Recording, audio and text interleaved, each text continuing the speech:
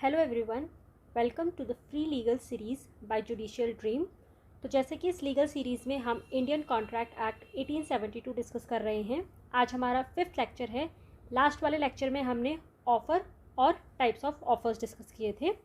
आज के लेक्चर में हम डिस्कस करने वाले हैं acceptance, types of acceptance, essentials of a valid acceptance, rules and कुछ केस लॉज। तो जैसे कि आपको पता है कि जब ऑफ़र के अंदर एक्सेप्टेंस मिलता है तो क्या बनता है, प्रॉमिस बनता है। तो ऑफ़र के बाद हमारा जो सेकंड एसेंशियल एलिमेंट आता है वो है एक्सेप्टेंस। एंड एक्सेप्टेंस आपको कहाँ दिया गया है, 2B में दिया गया है। सो मूविंग फॉरवर्ड, सबसे पहले हम बात करते हैं कि हमारे बेयर एक्ट में सेक्शन 2B एक्सेप्टेंस और प्रॉमिस दोनों की डेफिनेशन सेक्शन 2B में ही दी गई है। तो हम पहले उसे डिस्कस करते हैं। So when the person to whom the proposal is made, to whom the proposal is made, that means वो कौन हो गया, आपका ऑफरी हो गया, या हम कह सकते हैं जैसे हमने वहाँ पे क्या बोला था, ऑफरर। ऑफरर कौन है, जो ऑफर देगा, और ऑफरी कौन है, जो उसे एक्सेप्ट करेगा, या हम उसे कह सकते हैं प्रॉमिसी। ठीक है, जिसको प्रपोजल दिया वो क्या हुआ, आपका प्रॉमिसी हुआ।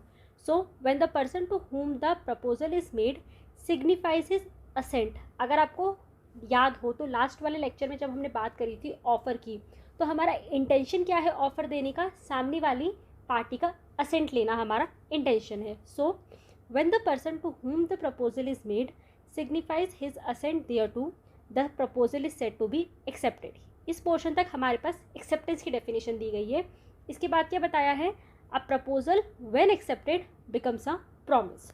तो हमने हमारे फर्स्ट वाला लेक्चर जो हमारा बिगनिंग था उसी के अंदर हमने ये सब चीज़ें देखी थी कि जब हमारे ऑफ़र के अंदर हमारा एक्सेप्टेंस मिलता है तो क्या बनता है, प्रॉमिस बनता है। ठीक है, कॉन्ट्रैक्ट तो बहुत ही बात की बात है, उससे पहले ये कुछ एसेंशियल एलिमेंट्स जब सब मिलते हैं तब हमारा कॉन्ट्रैक्ट बनता है। So when offer plus acceptance होता है तो हमारा प्रॉमिस बनता है। एंड ये क्लियरली हमें section 2B of Indian contract act explain करता है।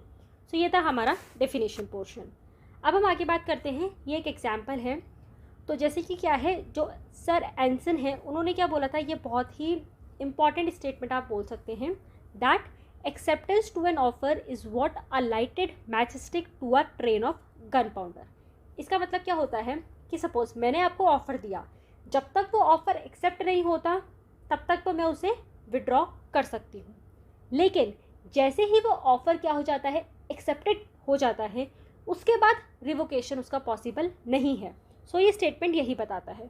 सो इसमें हमारे पास एग्जाम्पल में क्या है, X accept Y is offer to buy his car for 10 lakh rupees. तो ये आपका बेसिक एग्जाम्पल है जो हमने अपनी पहले की क्लासेस में भी डिस्कस किया है। So once the offer is accepted it becomes irrevocable and becomes a promise. An offer does not constitute a promise but once it is accepted a promise is made. तो जब तक offer रहेगा कोई promise नहीं बनता, पर जब उस ऑफर में एक्सेप्टेंस का एलिमेंट इंक्लूड हो जाता है तो वो क्या बन जाता है, प्रॉमिस बन जाता है। और एक बार वो प्रॉमिस बन गया फिर उसका रिवोकेशन पॉसिबल नहीं है। This promise bind two different parties to legal obligations. Before acceptance an offer may be withdrawn but once the acceptance is communicated it can not be cancelled. तो इस स्टेटमेंट का यही क्रक्स था। Fine, moving forward, अब हम बात करते हैं types of acceptance. So types of acceptance same वैसे ही हैं जैसे हमने अपने ऑफर के या कॉन्ट्रैक्ट के टाइप पढ़े थे। फर्स्ट आता है एक्सप्रेस एक्सेप्टेंस, सेकंड आता है इम्प्लाइड एक्सेप्टेंस, एंड थर्ड आता है कंडीशनल एक्सेप्टेंस। एक्सप्रेस का मतलब क्या हुआ, बाय यूज ऑफ वर्ड्स। ये हमने अपने पहले के लेक्चर्स में डील किया है, ऑफर में डील किया हमने एक्सप्रेस ऑफर, एक्सप्रेस कॉन्ट्रैक्ट। तो उसी तरीके से express acceptance and implied acceptance भी हमें कहाँ दी गई है, सेक्शन 9। लास्ट वाले लेक्चर में ही हमने सेक्शन 9 को अच्छे से डिस्कस किया था, जिसमें हमने देखा था कि ऑफर और एक्सेप्टेंस कैन बी एक्सप्रेस्ड और इम्प्लाइड। अगर आपने लास्ट के लेक्चर्स नहीं देखे हैं तो I am genuinely suggesting you कि आप प्लीज़ पहले वो लेक्चर्स देख लें, क्योंकि वो आपका एक बेस क्रिएट करते हैं। अब आगे के लेक्चर्स में हम हर एलिमेंट के डीप में जाके उन्हें डिस्कस करने वाले हैं, बेसिक्स हम पढ़ चुके हैं। फाइन, सो एक्सप्रेस एक्सेप्टेंस मतलब क्या होता है, acceptance of any promise made in words. अब वो वर्ड्स ओरल भी हो सकते हैं, रिटन भी हो सकते हैं। Next, implied acceptance. इम्प्लाइड मतलब other than words. Other than words मतलब जेस्चर, कंडक्ट या action of the parties. So acceptance of any promise made otherwise than in words, that is conduct, action और gestures. And last आता है हमारे पास conditional acceptance. तो अभी जब हम आगे अपने लेक्चर में मूव ऑन करेंगे तो हम देखेंगे कि एक हमारे पास जनरल रूल है जिसमें बोला जाता है acceptance can be absolute and unconditional. मतलब आप एक्सेप्टेंस को अनकंडीशनल रखेंगे, उसमें कोई भी कंडीशन नहीं डाली जाएगी। पर आप कहेंगे मैडम यहाँ तो लिखा है कंडीशनल एक्सेप्टेंस, सो क्या डिफरेंस है? तो कंडीशनल एक्सेप्टेंस का मतलब क्या होता है? ऑफरी अपनी एक्सेप्टेंस देने से पहले ही सामने वाली पार्टी यानी कि ऑफरर को ये क्लियर कर देगा कि अगर इस अग्रीमेंट में ये चेंजेस होंगी, अगर इस ऑफर के अंदर ये चेंजेस होंगे, तभी मैं अपनी एक्सेप्टेंस दूंगा। एक बार एक्सेप्टेंस देने के बाद फिर अगर आप उसमें कंडीशंस डालेंगे तो वो आपकी वैलिड एक्सेप्टेंस नहीं मानी जाएगी। सो ये बेसिक डिफरेंस है। तो अभी इसको मैंने इसीलिए यहाँ पे क्लियर कर दिया ताकि आपको आगे कंफ्यूजन ना हो। फाइन। सो कंडीशनल एक्सेप्टेंस को हम और क्या बोलते हैं? Qualified acceptance. The offeree consent to accept the offer only if certain modifications are made to its terms and condition. मतलब एक्सेप्टेंस दी नहीं गई है, अभी सिर्फ ऑफर का कम्युनिकेशन हुआ है और उसी टाइम ऑफरी ने सजेस्ट किया कि भाई नहीं, मुझे इस ऑफर में ये चेंजेस चाहिए, अगर आप चेंज करेंगे तो ही मैं इसको एक्सेप्ट करूँगा। सो वहाँ क्या आ रहा है आपका? Conditional acceptance.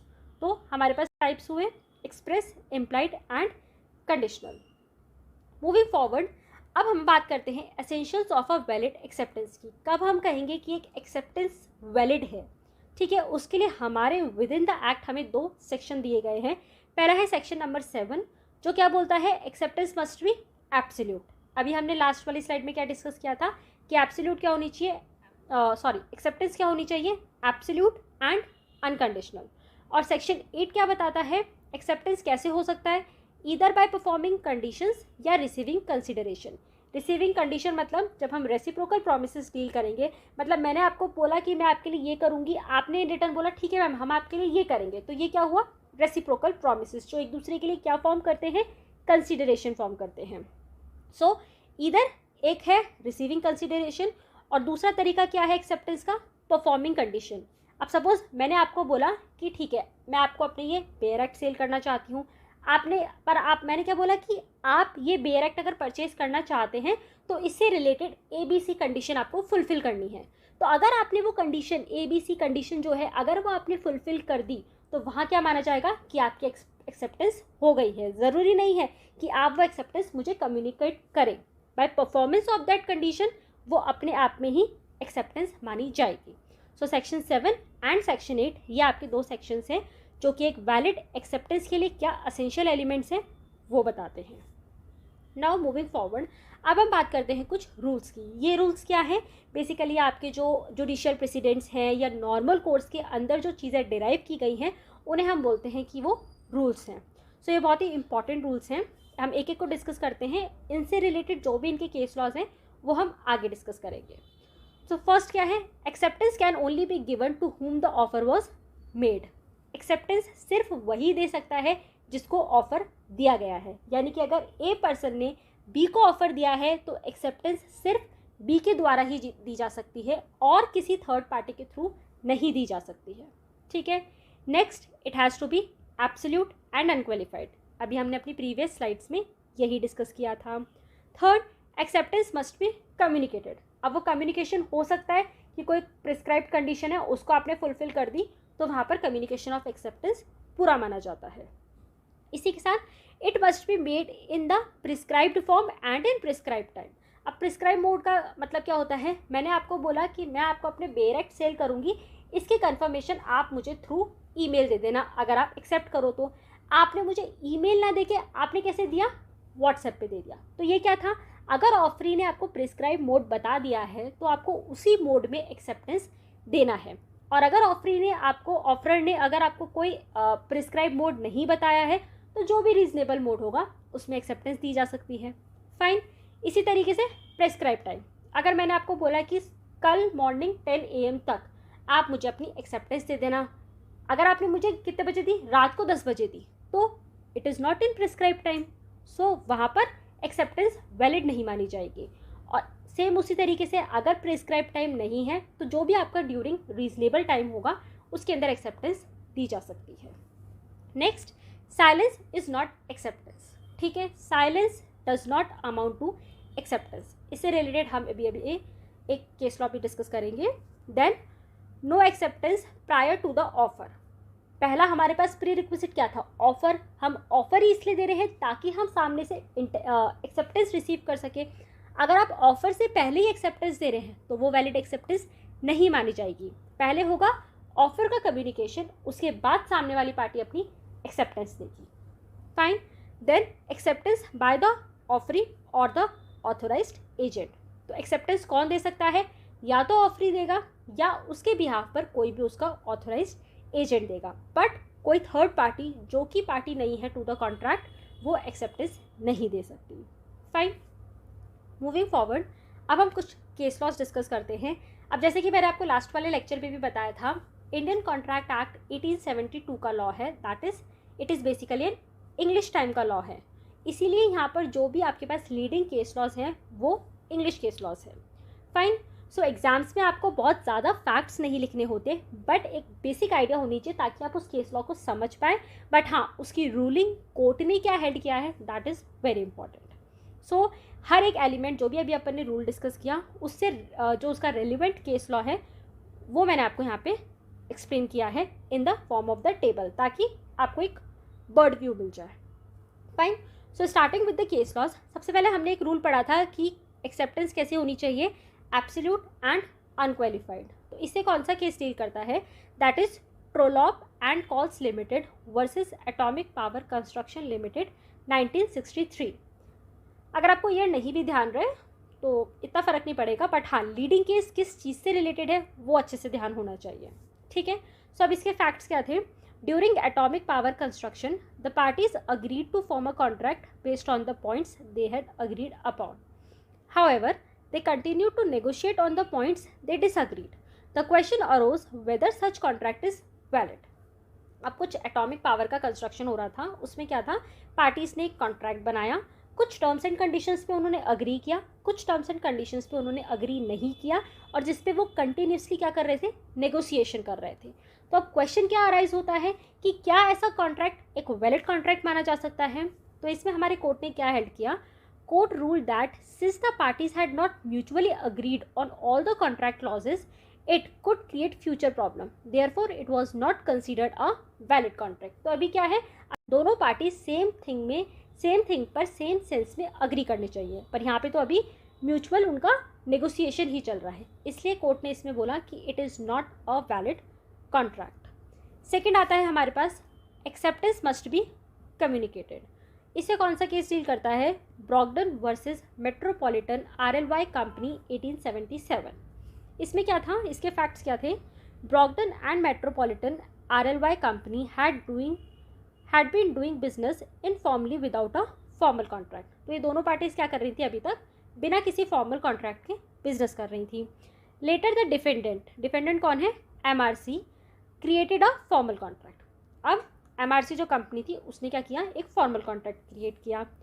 They drafted a contract and sent it to Brogden, यानी कि जो हमारी अदर पार्टी थी ब्रॉगडन, उसको वो कॉन्ट्रैक्ट फॉर्म करके उन्होंने सेंड कर दिया।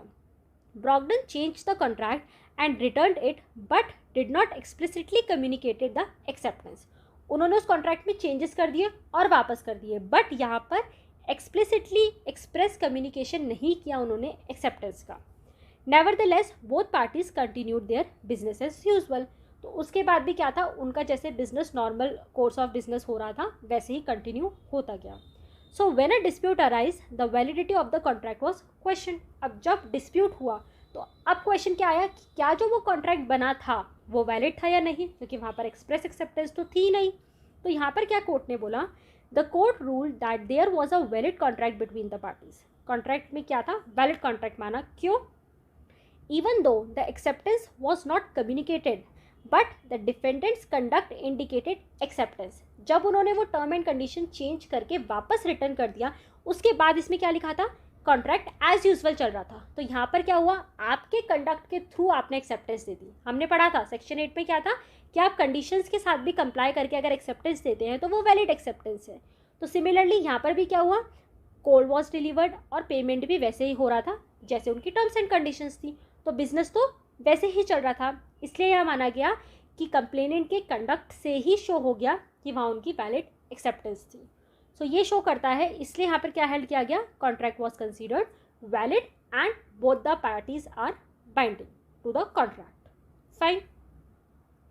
नेक्स्ट आता है हमारे पास साइलेंस इज नॉट एक्सेप्टेंस। अभी हम पढ़ा था रूल्स के अंदर, इससे रिलेटेड लीडिंग केस लॉ कौन सा है आपके पास, फेल्टहाउस वर्सेस बिंडले 1862। इसके फैक्ट्स क्या थे, Felthouse the complainant discuss the sale of a horse with his nephew mister Bindley. जो हमारी फेल्टहाउस थे, जो कंप्लेनेंट थे, उन्होंने क्या किया, अपने नेफ्यू को बोला कि वो एक हॉर्स सेल करना चाहते हैं। Letter Felthouse sent a letter to mister Bindley stating that if he did not respond it would be presumed that he had accepted the offer। अब उन्होंने बाद में उसको क्या लेटर दिया कि अगर उन्होंने रिस्पॉन्ड नहीं किया तो ये मान लिया जाएगा कि आपने एक्सेप्टेंस दे दी है, and the horse would belong to Felthouse. ठीक है, और वो जो हॉर्स होगा वो किसका हो जाएगा, फेल्टहाउस का हो जाएगा। Mister Bindley did not reply to the letter because he was occupied. अब बिंडले ने कोई भी लेटर का रिप्लाई नहीं दिया। Subsequently, Mr. Bindley sold the house to someone else, which upset Feldhaus। तो मतलब फेल्टहाउस इंटरेस्टेड थे उस हॉर्स को खरीदने में, लेकिन बिंडले ने क्या किया, वो हॉर्स किसी और को बेच दिया। अब इसके अगेंस्ट में उन्होंने लॉसूट फाइल किया। तो अब यहाँ कोर्ट ने क्या हेल्ड किया, the court ruled that there was no contract between Felthouse and mister Bindley because silence can not be considered acceptable. यहाँ एक्सेप्टेंस हुआ ही नहीं, क्योंकि सिर्फ एक साइलेंस को हम एक्सेप्टेंस नहीं मानते हैं। The court emphasized that the acceptance of an offer must be clearly communicated। Communicate होना चाहिए, अभी हमने पढ़ा था, चाहे कंडीशंस परफॉर्म कर हो पर कम्युनिकेशन क्लियर होना चाहिए। In this case, Mr. Bindley's failure to respond to the letter did not imply acceptance through silence। यहाँ पर acceptance silence के थ्रू implied नहीं है। Thus, there was no valid contract between Feldhaus and Mr. Bindley। ठीक है, सो ये था हमारा case law on the point silence is not acceptance. अब हम बात करते हैं हमारे नेक्स्ट केस के बारे में, जो डील करता है no acceptance prior to offer. Lalman Shukla versus Gauri Dutt बहुत ही फेमस केस है, जिसमें क्या हुआ था, रिस्पोंडेंट की नेफ्यू मिसिंग थी। ठीक है, उन्होंने बोला अपने सर्वेंट को कि आप मेरी नेफ्यू को ढूंढ के लाओ। जब वो नेफ्यू को ढूंढने गए, उसके बाद में उन्होंने एक 500 का रिवॉर्ड डिक्लेयर कर दिया कि जो भी मेरे नेफ्यू को ढूंढ के लाएगा उसे 500 रुपीज़ दिए जाएंगे। इस बारे में, इस ऑफ़र के बारे में जो सर्वेंट था उसको कोई नॉलेज नहीं थी। अब जब वो नेफ्यू को ढूंढ के लेकर आया, उसके बाद उसको उस ऑफ़र की नॉलेज हुई और उसने वो पैसे क्लेम किए। तो इस केस के अंदर जब हमारी रिस्पोंडेंट ने मना कर दिया पैसे देने से, तो उन्होंने केस फाइल किया। So the respondent nephew was missing and he asked his servant that is complainant to search for the boy. While the complainant was searching for the boy, the respondent announced that a reward of rupees 500 would be given to anyone who safely bring the boy back home. The complainant found the boy and brought him home. Upon learning about the announcement, the complainant requested the reward from the respondent. However, the respondent refused to provide the money, leading the complainant to file a case against him. तो इसमें court ने क्या held किया, court ruled that since the complainant was unaware of the offer where he performed the act, there was no contract between them। तो acceptance offer से पहले नहीं आ सकता, उसको पता ही नहीं था कि कोई ऐसा रिवॉर्ड डिक्लेयर हुआ है। So for a contract to exist the offeree must know about the offer. Fine, moving towards the next element that is acceptance by the offeree और ऑथोराइज्ड एजेंट। इससे हमारा कौन सा केस डील करता है, Powell versus ली 1908। इसमें क्या हुआ था, पोवेल ने अप्लाई किया था for the position of headmaster at a school and school board ने उसकी एक्सेप्ट कर ली थी application. Fine, acceptance was conveyed to Powell by one of the school manager who has no authority to communicate the same. अब जो school का manager था उसने पोवेल को जाके बता दिया कि ठीक है, आपको ऐसा पोस्ट के लिए अपॉइंट करा गया है, पर वो जो स्कूल का मैनेजर था ही was not authorised for such acceptance, for communicating such acceptance. However the school board later rescinded their acceptance and appointed someone else। अब उन्होंने अपना डिसीजन चेंज कर दिया। इस पे फिर पॉवेल ने क्या किया, लॉसूट फाइल कर दिया for the breach of the contract. तो इसमें कोर्ट ने क्या हेल्ड किया, the court determined that since someone authorized by the school board did not communicate acceptance, there was no valid acceptance and consequently no valid contract. The person communicating acceptance must have the proper authority to do so on the behalf of offeree. ठीक है, तो acceptance कौन दे सकता है, offeree या authorise agent, और यहाँ पे वो जो स्कूल के मैनेजर थे he was not authorised. Fine, so ये हमारे पास कुछ लीडिंग केस लॉज थे। तो आप क्या कौन सा एलिमेंट किस लीडिंग केस में डील किया गया है उसको अच्छे से ध्यान रखें, so your work would be done. So ये आज हमारे पास पूरा एक्सेप्टेंस हमने कवर किया, लास्ट सेशन में हमने ऑफर कवर किया था। सो आई होप आपको आज का लेक्चर अच्छे से समझ आया होगा। And the most important thing is daily practice. So जैसे कि मैं आपको हर लेक्चर में बताती हूँ, हमारे www.judicialdream.com वेबसाइट पर आपको डेली टॉपिक से related MCQs and the descriptive questions available हैं। सो गो एंड प्रैक्टिस डेली। इसी के साथ साथ आप हमसे कनेक्टेड रह सकते हैं through Telegram, WhatsApp and Instagram, जिस पे हम रेगुलर अपडेट्स डालते हैं। So stay connected, stay updated, and in सभी सोशल साइट्स के एंड वेबसाइट का लिंक आपको डिस्क्रिप्शन में मिल जाएगा। सो आई होप आप अच्छे से लेक्चर्स देख रहे हैं सारे, और अच्छे से उनको समझ भी रहे हैं एंड उनकी प्रैक्टिस भी कर रहे हैं। So that's all for today. Meet you in another session. Thank you so much.